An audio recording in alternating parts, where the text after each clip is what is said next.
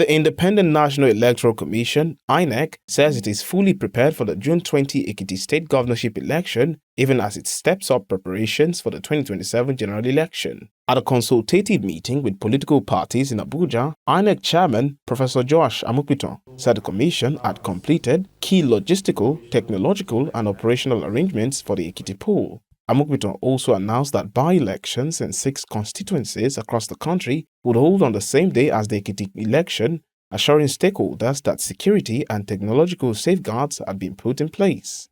Even as we finalize the preparations for the Ekiti State, our attention is equally focused on the Osun State Governorship Election, scheduled for Saturday, 15th August 2026.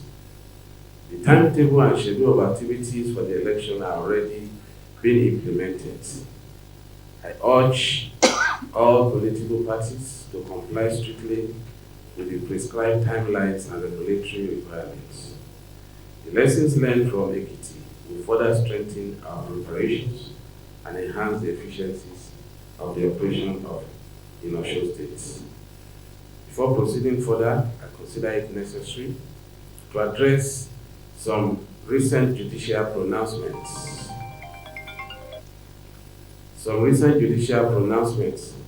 Of the courts concerning the scope and powers of the Commission to prescribe timelines for electoral activities. On its part, the Inter-Party Advisory Council, IPAC, called for an urgent amendment to the Electoral Act 2026, warning that challenges experienced during recent party primaries could threaten smooth operations for the next general election. IPAC National Chairman Yusuf Dantale said the current legal framework had created difficulties for political parties, fueled internal disputes, and generated conflicting court cases, as they urged the National Assembly to review contentious provisions of the law and restore flexibility in nomination procedures.